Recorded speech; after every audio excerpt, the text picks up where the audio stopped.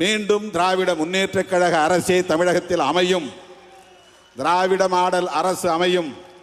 இன்னும் என்னென்ன புதிய புதிய திட்டங்களை அவர் மனதில் வைத்திருக்கிறாரோ என்று நமக்கு தெரியாது.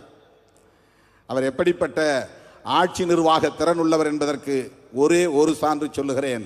இளைய பெருமாள் அவர்களின் நூற்றாண்டு அரங்கத்தை திறந்து முடித்துவிட்டு வருகிற போது பொதுப்பணித்துறை அமைச்சரை பார்த்து அழைத்து, இந்த சிலை இன்னும் சிறப்பாக வர வேண்டும், இளைய பெருமாள் அவர்களின் முழு உருவம் இன்னும் சிறப்பாக வர வேண்டும், உடனே சிலையை மாற்றி அமையுங்கள் என்று ஆணையிட்டார்.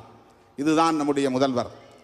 எல்லாவற்றிலும் நுட்பமான பார்வை, தொலைநோக்கு பார்வை என்கிற ஆற்றல் மிகுந்த ஒரு முதல்வருக்கு நாம் உற்ற துணையாக இருக்கிறோம். 2026 சட்டமன்ற பொதுத் தேர்தலில் ஓரணியில் தமிழ்நாடு, அதுதான் திமுக அணியில் தமிழ்நாடு. மற்றவர்கள் எல்லாம் கட்சிகளாக இருப்பார்கள்.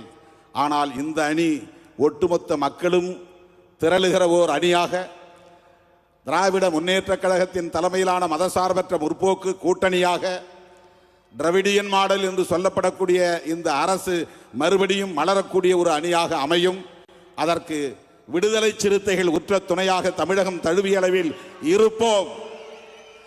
திராவிட முன்னேற்றக் கழகத்திற்கு விழுகிற 4 வாக்குகளில் 1 வாக்கு சிறுத்தைகளின் வாக்காக இருக்கும். 100 வாக்குகளில் 25 வாக்குகள் சிறுத்தைகளின் வாக்குகளாக இருக்கும். ஒரு வாக்கு கூட சிந்தாமல் சிதறாமல் திராவிட முன்னேற்றக் கழகத்தின் தலைமையிலான மதசார்பற்ற முற்போக்கு கூட்டணிக்கு கொத்து கொத்தாக விழுவும் என்கிற அளவுக்கு நாம் களப்பணி ஆற்றுவோம்.